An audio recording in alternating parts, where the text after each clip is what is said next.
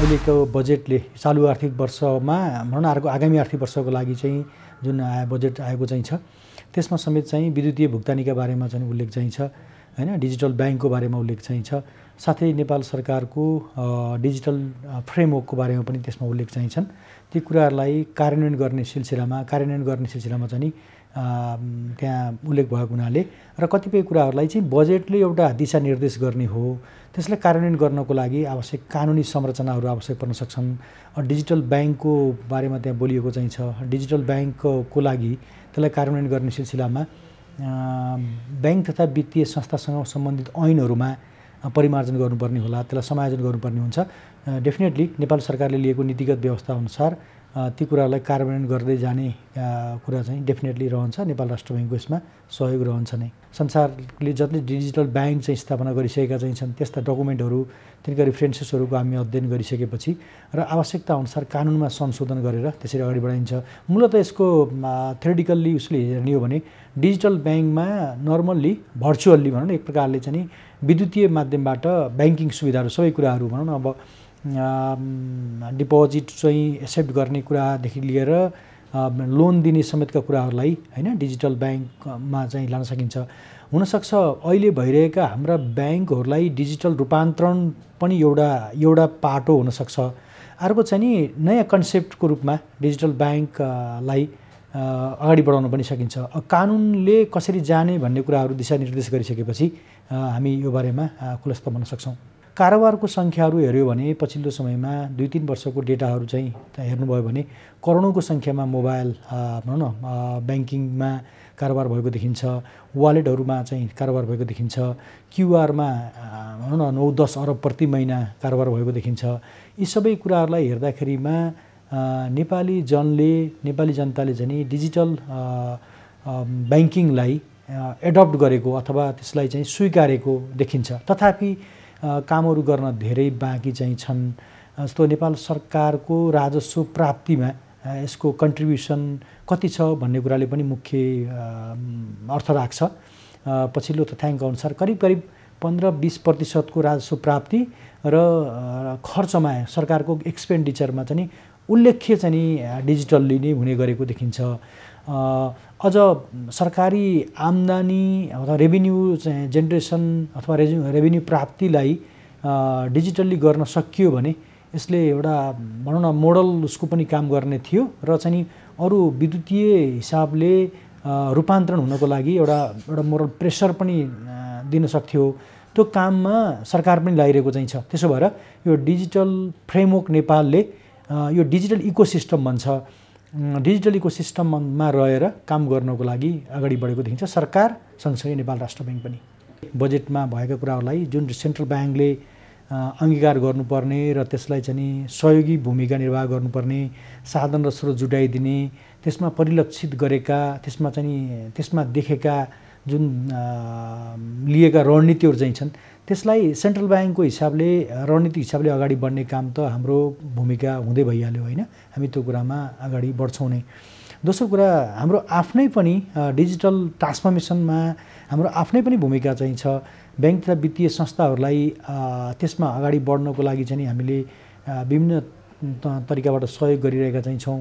त्यसो भएकोले कसरी सुरक्षित कारोबार गर्ने, कसरी चाहिँ एउटा आम पिपुलसम्म लैजाने भन्ने कुराहरूले महत्त्व राख्ने भएकोले र सँगसँगै अब फरक ढङ्गबाट पनि अथवा फरक तरिकाले सक्षम व्यक्तिहरूलाई जस्तो स्मार्टफोनबाट जो वञ्चित छन् त्यो वर्गलाई पनि समेट्ने होइन।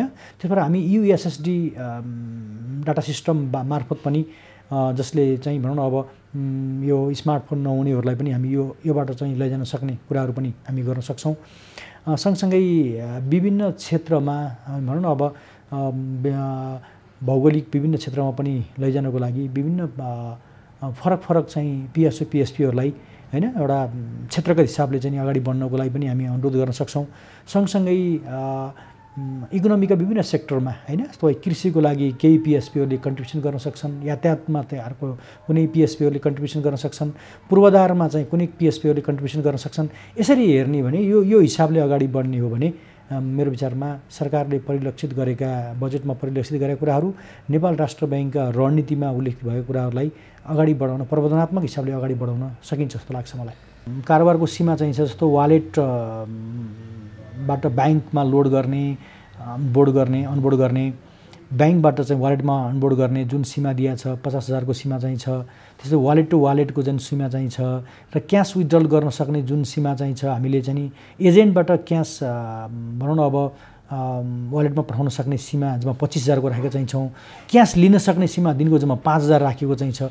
यो सीमाहरू तोक्दाखेरिमा सुरक्षालाई पनि ख्याल गरिएको चाहिँ छ र आम मान्छेले चाहिँ कति कारोबार गर्ने हो भन्ने कुरालाई पनि प्रति कारोबारको सीमालाई पनि हेरिएको चाहिँ छ र सुरक्षित तरिकाले गर्न सक्नेमा फेरि हामी बढाउँदै पनि गइरहेका छौँ। जस्तो इन्टरनेट ब्याङ्किङमा 20 लाख को सीमा चाहिँ छ हैन।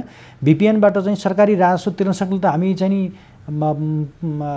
करोडौँको चाहिँ सुविधा दिइरहेका चाहिँ छौँ। इभन ब्याङ्क ब्रान्चमै गएर RTGS गर्न सक्ने कुराहरूलाई त हामी ठुलो सीमा चाहिँ कुराहरू चाहिँ व्यवस्था गरेका चाहिँ छौँ। त्यसैले गर्दाखेरिमा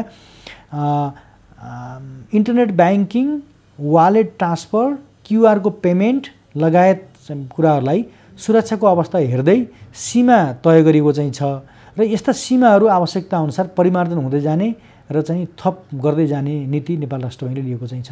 यो प्रयोजनको लागि चालु आर्थिक वर्षको मौद्रिक नीतिमा समेत हामीले डिजिटल लेन्डिङ PSPहरूले गर्न सक्छन् कि भन्ने बारेमा कसरी सक्लान् भन्ने बारेमा हामीले अध्ययन चाहिँ गर्ने भनेका चाहिँ थियौँ।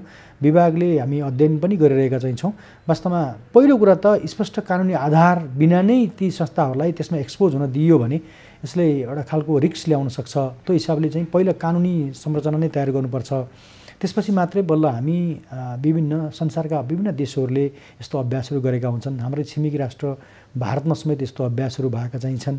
त्यसको आधारमा लिएर गर्न सक्छौँ। तर अहिले हामीले डिजिटल लेन्डिङ फ्रेमवर्क चाहिँ जुन 2 महिना अगाडि हामीले नेपाल राष्ट्र बैंकले जारी गर्यो, त्यो डिजिटल लेन्डिङमा यी संस्थाले लेन्डिङ नगर्ने भए पनि यी संस्थाहरू बैंक तथा वित्तीय संस्थाहरूसँग सहयोगी भूमिका चाहिँ मा रहेर बैंक तथा वित्तीय संस्थाहरूलाई डिजिटल लेन्डिङ गर्ने प्रयोजनको लागि सहयोग गर्न सक्ने व्यवस्था हामीले चाहिँ त्यो डिजिटल लेन्डिङ फ्रेमवर्कमा त्यो व्यवस्था गरेका चाहिँ छौँ। 37 वटा हामीसँग चाहिँ सञ्चालक तथा सेवा प्रदायक संस्थाहरू चाहिँ छन्। यी संस्थाहरूले चाहिँ नि आफ्नो एउटा लक्षित सङ्ख्यामा, लक्षित जनसमूहमा पुग्न सजिलो होस् भनेर हामीले एउटा टार्गेट एउटा चाहिँ दिएका चाहिँ छौँ। 2079 साल असाढ मसान्तसम्ममा प्रत्येक PSPले कम्तीमा पनि 3 लाख चाहिँ ग्राहक चाहिँ सङ्ख्या पुर्याउनु पर्ने, 6 लाख चाहिँ ट्रान्जेक्सन गर्नुपर्ने भनेर हाम्रो एउटा टार्गेट दिएका चाहिँ छौँ। त्यो टार्गेट चाहिँ नि मिट गर्न नसक्ने संस्थाहरूको बारेमा हामीले केही सोच्नुपर्छ। यी PSPहरूलाई अहिले लाइसेन्स चाहिँ बन्द छ। अहिले आएर नयाँ चाहिँ PSPको रूपमा हामी दर्ता गर्दैनौँ। एकातिर लाइसेन्सिङ नीतिलाई चाहिँ नि बन्द गरेर राखिरहने, अर्कोतिर लक्षित कारोबार सङ्ख्या र चाहिँ ग्राहक सङ्ख्या नपुर्याउने PSPहरूलाई यहाँले भने जस्तै विभिन्न अप्सनहरू दिनुपर्ने हुनसक्छ। अथवा उनीहरूको हामी चाहिँ बिजनेस प्लान हेर्छौँ, क्यापिटल प्लानहरू हेर्न सक्छौँ। त्यसको आधारमा हामी आगामी दिनमा नेपाल राष्ट्र बैंकले केही नीतिहरू लिन सक्छ। बाई डेफिनेसन र कानुनी व्यवस्था अनुसार त यी संस्थाहरू फरक नै हुन्। PSO र PSPहरू चाहिँ फरक चाहिँ छन्। तर हामी एकदमै इनिसियल फेजमा छौँ, इन्फ्यान्ट स्टेजमा चाहिँ छौँ। यहाँ चाहिँ नि कस्तो खालको हुनसक्छ भने इकोनोमीलाई डिजिटाइज गर्ने सिलसिलामा सबै तर्फबाट एउटा खालको रोल खेलिनुपर्छ। नेपाल राष्ट्र बैंकले समेत अहिले लार्ज भ्यालु पेमेन्ट सिस्टम सञ्चालन गरेर, जसलाई हामी RTGS भन्छौँ, हामी आफै त्यो RTGS सञ्चालन गरिरहेका चाहिँ छौँ। हामी एउटा संस्थामा त नेपाल राष्ट्र बैंक आफै लगानीकर्ताको रूपमा अगाडि आइरहेको चाहिँ छ हैन। त्यसको हिसाबले यो सबै गरेको किनभने डिजिटाइज गर्ने सिलसिलामा यी कामहरू भइरहेका चाहिँ छन्। त्यो हिसाबले हेर्दाखेरिमा बैंक तथा वित्तीय संस्थाहरू बाई डेफिनेसन तिनले गरेको कामको नेचरको आधारमा ती संस्थाहरू PSP हुन् हैन, भुक्तानी सेवा प्रदायकहरू हुन्। तर ती संस्था बैंकहरूले चाहिँ भुक्तानी प्रणाली सञ्चालकको पनि भूमिका निर्वाह गर्छन् हैन। कतिपय बैंकहरूले सेटलमेन्ट, भिसा सेटलमेन्ट हैन लगायत कामहरू गर्ने गर्छन्। त्यस हिसाबले गर्दाखेरिमा केही भनौँ न अब बैंक वित्तीय संस्थाहरूले सञ्चालकको हिसाबले पनि काम गर्छन् र यता सेवा प्रदायकको हिसाबले पनि काम गर्छन्। त्यस्तै केही चाहिँ PSOहरूले, जस्तो NCHLकै कुरा गरौँ, यसले कतै कतै सेवा प्रदायकको पनि काम गर्यो कि भन्ने खालको कुराहरू चाहिँ हो। तर अब ल्याउने कार्यक्रमहरूलाई अब ल्याइने चाहिँ यसरी चाहिँ ल्याउने नीतिहरूमा हामी यो ढङ्गले फरक ढङ्गले यसलाई सेग्रिगेट गरेर अगाडि बढ्नै पर्ने हुन्छ। अन्यथा यसले चाहिँ भनौँ न विरोधाभास चाहिँ अवस्था सिर्जना गर्न सक्छ र कन्फ्लिक्टिङ सिचुएसन खडा हुनसक्छ। त्यही भएर हामीले यसलाई सेग्रिगेसन गर्नै पर्ने हुन्छ। निकै छिट्टै नै नेपालको आफ्नै कार्ड हुनेछ, नेपालको आफ्नै स्विच हुनेछ। त्यसपछि त्यति बेला हामी डोमेस्टिक कार्ड वा ट्रान्जेक्सनलाई चाहिँ हामी केही गर्न सक्छौँ। तर अहिले त हामीले साँच्चै भने नै भिजा भन्नुहोस्, मास्टर कार्ड भन्नुहोस्, युपिआई भन्नुहोस्, यी सबै त इन्टरनेसनल स्विचहरू नै हुन् नि हैन। त्यसैले ती अन्तर्गत नै रहेर कार्डहरू चाहिँ नेपालमा जारी हुने गर्छन्। भारतको एनपिसिआईले जारी गरेका भारतीय रुपियाँ कार्डहरूलाई नेपालमा एक्वायरिङ गर्ने प्रयोजनको लागि मात्रै हामीले त्यो सुविधा दिएको हो। मतलब भारतीयहरूले जसले चाहिँ रुपियाँ कार्ड लिएर आउँछन् ती नेपालको सिस्टममा अहिले तत्कालको लागि चाहिँ तपाईँको अहिले एसबिआई ब्याङ्क र जिपिएस एउटा पिएसओसँग अन्तराबद्धता इन्टिग्रेसन हुने इन्टिग्रेटेड भएका संस्थाहरूको हकमा हामी त्यो गर्न दिने होस् एक्वायरिङ प्रयोजनको लागि। तर ती रुपियाँ कार्डहरू नेपालमा आएर जारी हुने होइनन्। अहिले हामीले चाहिँ इस्युइङको चाहिँ त्यो लाइसेन्स दिएका चाहिँ छैनौँ। अहिले जस्ट हामीले दिएको भनेको एक्वायरिङ फेसिलिटीको लागि मात्रै हो। भारतमा एनपिसिआई रुपियाँ कार्डको होल्डिङ करिब 60% भन्दा बढी देखिन्छ। यसरी 60% भन्दा बढी होल्डिङ हुने इन्स्ट्रुमेन्टलाई त्यो कार्ड सिस्टमलाई हामीले एक्वायरिङ गऱ्यौँ भने भारतीय सपोज अब 10 जना भारतीयहरू आए भने त 6 जनासँग रुपियाँ कार्ड हुने भयो। त्यो हिसाबले चाहिँ त्यो भारतीय नागरिकहरूलाई पर्यटनको हिसाबमा आउँदाखेरिमा घुम्न बस्न खर्च गर्न सजिलो हुने भयो। र सँगसँगै नेपालको भनौँ न अब यो हामीले आफ्नो जुन उद्देश्य लिइरहेका चाहिँ छौँ त्यसमा नि सहयोगी भूमिका होला भनेर नै हामी यसो गरेका चाहिँ छौँ। नेसनल पेमेन्ट स्विचको बारेमा स्थापनाको लागि त हामीले डेडिकेटेड एउटा संस्थालाई नै त्यो जिम्मा लगाइरहेका चाहिँ छौँ। हामीसँग एकदमै क्लोजमा त्यो संस्थाले काम गरिरहेको चाहिँ छ। नेसनल पेमेन्ट स्विचको कामहरू धेरै अगाडि बढिसकेको चाहिँ छ हामीलाई प्राप्त जानकारी अनुसार। त्यस्तै नेसनल कार्डको पनि कामहरू अगाडि बढिरहेको चाहिँ छ। यी सबै कामहरू गर्ने प्रयोजनको लागि हामीले एनसिएचएललाई त्यो जिम्मा दिएका चाहिँ छौँ। यसै पनि एनसिएचएल नेपाल राष्ट्र ब्याङ्कको पनि लगानी भएको एउटा कम्पनी हो। लाइसेन्स नेपाल राष्ट्र ब्याङ्कबाट अनुमति प्राप्त गरेको पिएसओ हो। नेपालमा रिटेल पेमेन्टको सेटलमेन्ट नेपालबाटै हुने अवस्था भइसकेको चाहिँ छ। कार्डहरूको वालेटहरूको क्रेडिट आइपिएसको यस्ता भनौँ न यो स्मल भ्यालुको चाहिँ अथवा रिटेल भ्यालुको चाहिँ पेमेन्ट सेटलमेन्ट चाहिँ कामहरू नेपालबाटै हुने गरेको चाहिँ छ। त्यसमा हामी सफलता प्राप्त गरिसकेका चाहिँ छौँ। अहिले चाहिँ अब वालेटहरूको ट्रान्जेक्सन हेर्नुभयो भने क्युआरको ट्रान्जेक्सन हेर्नुभयो भने उल्लेखनीय रूपमा बढेको चाहिँ छ। सेटलमेन्ट पनि भइरहेको चाहिँ छ।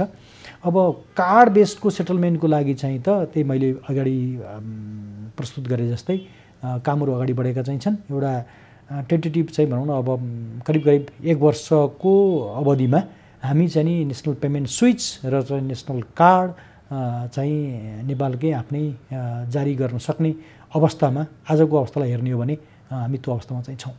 डिजिटली रूपान्तरण हुनको लागि हामी डिजिटल्ली कति अवेर छौँ, डिजिटल्ली कति लिटरेट छौँ, डिजिटल्ली कति एजुकेटेड चाहिँ छौँ भन्ने कुराले पनि प्रभाव पारेको हुन्छ। मेरो विचारमा सरकार त अगाडि बढिसकेकै हो नि। जस्तो अब डिजिटल नेपाल फ्रेमवर्कमा 8वटा चाहिँ एरियालाई र त्यसमा 80वटा इनिसिएटिभहरूमा रहेर नेपाललाई डिजिटल नेपाल बनाउन सकिन्छ भनेर सरकारले त फ्रेमवर्क नै एउटा गाइडलाइन नै जारी गरिसक्यो। त्यसको आधारमा अब शिक्षा, स्वास्थ्य, कृषि हैन, पर्यटन, पूर्वाधार, वित्त भनेर जुन ढङ्गले आइरहेको चाहिँ छ त्यसमा वित्त अन्तर्गत रहेर नेपाल राष्ट्र ब्याङ्कले धेरै कामहरू अगाडि बढाइसकेको देखिन्छ। हुन त सबै ती 8वटै चाहिँ भनौँ बाँकी रहेका 7वटा क्षेत्रमा सँगसँगै वित्तको पनि सँगसँगै जोडिएर आउँछ।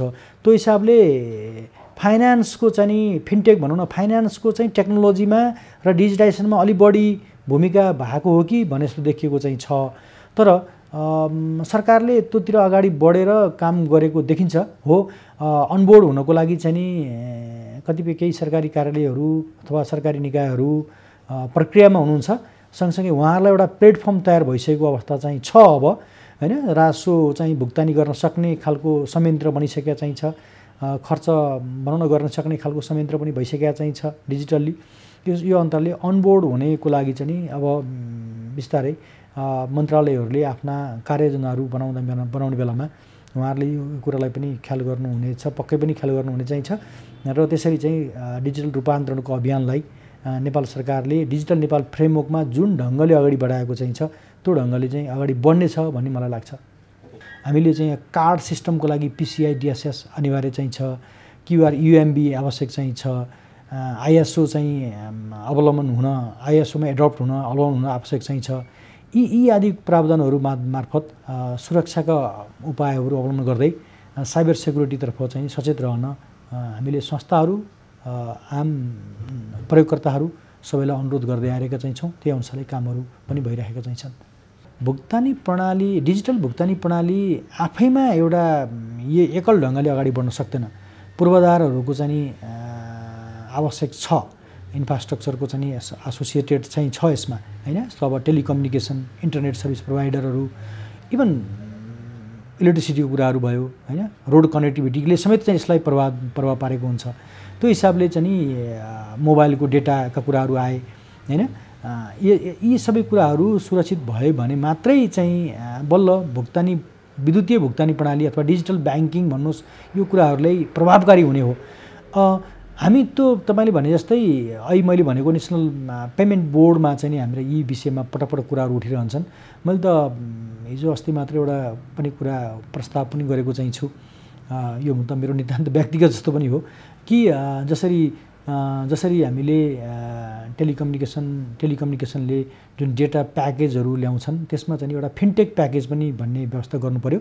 र फिनटेकबाट चाहिँ सुरक्षित तरिकाले, ज्यादै सस्तो तरिकाले, जसले चाहिँ डिजिटली कन्भर्जन हुनको लागि, रूपान्तरणको लागि पनि सजिलो बनाउँछ। सँगसँगै क्लाइन्टहरूलाई अब फ्री वाइफाई भनेर चाहिँ अब क्युआरको लागि फ्री वाइफाई भनेर भनियो भने त्यसले विभिन्न खालका सेक्युरिटी थ्रेटहरू ल्याउन सक्छ। त्यसो भएको हुनाले चाहिँ फिनटेक प्याकेज बनाउनको लागि हामीले अनुरोध गर्नुपर्छ जस्तो लाग्छ मलाई। तपाईँहरूले यो कुरालाई चाहिँ अगाडि ल्याइदिनुहोस् ताकि यो टेलिकम्युनिकेसनले जसले प्याकेज बचाउनुहुन्छ उहाँहरूले पनि यसलाई चाहिँ आम रूपमा जनताहरूलाई सुरक्षित डेटा प्रयोग गरेर विद्युतीय कारोबार गर्न, विद्युतीय ब्याङ्किङ कारोबार गर्न उहाँहरूलाई चाहिँ प्रवर्धन गर्न सक्छ। टेक्नोलोजी भनेको चाहिँ आफैमा चाहिँ परिवर्तनशील चाहिँ छ। कुनै कुराहरू, नयाँ कुराहरू आइरहन सक्छन्। त्यसपछि हामी पछि पनि केही थप अन्य बेलामा पनि हामी छलफल गरौँला। यहाँले नेपालको विद्युतीय भुक्तानी प्रणाली, डिजिटल ब्याङ्किङ, योसँग एसोसिएटेड भएका विभिन्न व्यवस्थाहरू, PSO PSPहरू लगायतका समग्र विषयमा चाहिँ जुन छलफल गर्ने नेपाल राष्ट्र ब्याङ्कका ले गरेका कामहरूलाई चाहिँ आम मानिसमा लैजाने जुन खालको वातावरण बनाइदिनु भएको चाहिँ छ, यसको लागि तपाईँको मिडियालाई म धन्यवाद दिन चाहन्छु। वास्तवमा हामी आगामी दिनमा पनि यही ढङ्गले सूचनामूलक तरिकाले चाहिँ अगाडि बढ्नमा बारेमा सोच्ने चाहिँ छौँ। यहाँलाई म समग्रमा यहाँको टिमलाई म धन्यवाद दिन चाहन्छु। 74 सालदेखि 2-3वटा चाहिँ नीतिगत तहमै चाहिँ रहेर सूचना जारी गरिसकेका चाहिँ छौँ कि क्रिप्टो लगायतका, बिटकोइन लगायतका क्रिप्टो करेन्सीहरू नेपालको परिप्रेक्ष्यमा गैरकानुनी चाहिँ छन् भनेर भनेका चाहिँ छौँ। नेपाल विदेशी विनिमय नियमित गर्ने ऐन 2019मा भएको व्यवस्था अन्तर्गत रहेर यी गैरकानुनी हुन् भनेर भनिएको चाहिँ छ। यहाँले चाहिँ उठाउनु भएको कुराहरूलाई हामीले पनि एकदम गम्भीर ढङ्गले हेरेका चाहिँ छौँ। वास्तवमा कुनै पनि संस्थाको भनौँ न अब एउटा PSP को स्वीकृति बिना नै, एउटा PSP को इन्भल्भमेन्ट, उसको आफ्नो एग्रिमेन्ट गरेर इन्भल्भमेन्ट बिना नै P2P ट्रान्जेक्सन चाहिँ नि हुन सक्छन् कहिलेकाहीँ।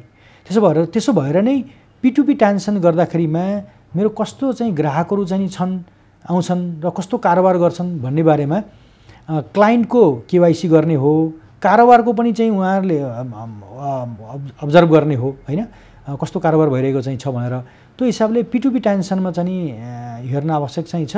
हामी संस्थाहरूलाई यो बारेमा चाहिँ सचेत रहन, ट्र्याक गर्न, त्यो पनि ट्र्याक पनि कस्तो भने टेक्निकल्ली र अटोमेटेड तरिकाले ट्र्याकिङ हुनु पर्यो कारोबारलाई। कतै फ्रिक्वेन्टली यस्ता कामहरू के कसरी भइरहेका चाहिँ छन्, कारोबार कता गइरहेको चाहिँ छ भन्ने बारेमा उनीहरू अवेर हुन आवश्यक चाहिँ छ। टेक्निकली उसले कारोबारलाई सपोर्ट पनि गर्नु पर्यो। सँगसँगै अर्को हामीले यस्ता कारोबारहरू गतिविधिहरू नहुन् भन्ने हिसाबले केही नीतिगत चाहिँ कडाइका व्यवस्था पनि गरेका चाहिँ छौँ। जस्तो वालेटमा 50,000 भन्दा बढीको कारोबार गर्न नपाइने व्यवस्था, जसले गर्दा 2वटा भन्दा बढी कारोबार एक दिनमा गर्न नपाइने व्यवस्था। यो हिसाबले 1 लाख भन्दा बढी वालेट ट्रान्सफर गर्न सकिएन इन्डिभिजुअलले। दोस्रो कुरा, महिनाभरिमा 10 लाख भन्दा बढीको ट्रान्जेक्सन गर्न सकिने अवस्था रहेन। पहिलो कुरा, रिसिभ गर्दा पनि कुनै एउटा इन्डिभिजुअलले 10वटा भन्दा बढी ट्रान्जेक्सन रिसिभ गर्न सक्दैन हैन, एउटा व्यक्तिको नाममा। तर मर्चेन्टकोले चाहिँ हकमा यो सीमा चाहिँ छैन हैन। मर्चेन्ट भन्ने बित्तिकै उसको चाहिँ नि मर्चेन्ट दर्ता गर्दाखेरिमा, मर्चेन्टलाई अनबोर्ड गर्दाखेरिमा विभिन्न खालका कागजी प्रावधान पुरा गरेर मात्रै अनबोर्ड गर्ने हुनाले उसको प्यानमा दर्ता भएको हुन्छ, ऊ भ्याटमा दर्ता भएको हुन्छ, उसको चाहिँ कुनै फर्म हुन्छ, फर्म रजिस्ट्रेसन दर्ता भएको हुन्छ, उसको कानुनी प्रक्रियाहरू हुन्छन्। त्यो हिसाबले मर्चेन्ट पनि आफै चाहिँ नि त्यो बारेमा सजग हुन आवश्यक चाहिँ छ। र व्यक्तिको हकमा हामीले विभिन्न सीमाहरू लगाएर हैन, त्यसपछि यार चाहिँ केवाइसी चाहिँ संस्थाहरूले केवाइसी भरेर मात्रै चाहिँ नि ग्राहक स्वीकार गर्नुपर्ने कुराहरू गरेका छौँ। तर हाम्रो सिस्टमिक तरिकाले जुन खालका इन्फ्रास्ट्रक्चरल कमजोरीहरू चाहिँ छन्, जस्तो अब अहिलेसम्म हामीसँग नेसनल आइडी चाहिँ छैन। त्यो नेसनल आइडी भइदिएको भएदेखि हामी कुनै पनि क्लाइन्टको सबै अवस्थाहरू चाहिँ नि थाहा पाउन सक्थ्यौँ, एउटा कुरा। दोस्रो कुरा चाहिँ नि हाम्रा टेलिफोन अपरेटरहरूले सबै डेटाहरूलाई हैन एउटा खालको सेन्ट्रल केवाइसीको हिसाबले राख्नुभएको भएदेखि हाम्रा वालेटहरूले चाहिँ नि कुनै फोन नम्बर कसको भनेर थाहा पाउन सक्ने, उसको 3 पुस्ते विवरणहरू यदि टेलिफोन अपरेटरबाट चाहिँ नि त्यो खालको पाउने एपिआई मार्फत चाहिँ पाउने अवस्था हुन्थ्यो भने त्यसबाट पनि एउटा केवाइसी कस्टमरको रिकग्निसन चाहिँ को लागि चाहिँ अब थाहा पाउने अवस्था हुन सक्थ्यो। त्यसो भएर अब नेसनल आइडी बन्दै चाहिँ छ, लगायतका यी कुराहरूले सेन्ट्रल केवाइसी पनि बन्ला, एनटिएले त्यो सुरु गर्ला। त्यसपछि झन् यी कुराहरूलाई सुरक्षित हुनको लागि आगामी दिनहरू सुनौला चाहिँ छन् जस्तो लाग्छ मलाई। नेपाल राष्ट्र ब्याङ्कले चालु आर्थिक वर्षको मौद्रिक नीतिमा सेन्ट्रल ब्याङ्क डिजिटल करेन्सीको बारेमा अध्ययन गर्न भनेर जुन छानको व्यवस्था गरेको चाहिँ थियो, त्यो अन्तर्गत रहेर एउटा हाई लेभल कमिटी श्रीमान डेपुटी गभर्नरको संयोजकत्वमा digital central bank digital currency अध्ययन कार्यदल बनेको चाहिँ हो। त्यो यसको धेरै आयामहरू हुन्छन्, धेरै पाटाहरू हुन्छन्। यसका टेक्नोलोजिकल पाटो एउटा हुनसक्छ भने यसको इन्टरनेसनल कसरी गइरहेका चाहिँ छ अन्तर्राष्ट्रिय स्तरमा यसको चाहिँ रिभ्यू गर्ने, अध्ययन गर्ने अर्को काम हुनसक्छ। सँगसँगै हाम्रा अन्य छिमेकी राष्ट्रहरूलाई यसलाई कसरी अगाडि बढाइरहेका चाहिँ छन् भन्ने कुराहरू पनि अर्को पाटो हुनसक्छ। त्यसो भएको हुनाले चाहिँ यो हामी एकदमै यो बृहत परियोजना पनि हो। हामी यसलाई अध्ययनकै क्रममा चाहिँ छौँ र हामी आवश्यकता अनुसार यदि राष्ट्र ब्याङ्कले अध्ययन गरेका कुराहरूलाई बाहिर सेयर गर्न पर्ने र सेयर गर्न लायकका केही कुराहरू रह्यो भने हामी एउटा खालको इन्फर्मेसन सूचना हामी आम सर्वसाधारणमा पनि ल्याउने चाहिँ छौँ। अहिले हामी साँच्चै भन्ने हो भने अध्ययनकै क्रममा चाहिँ छौँ।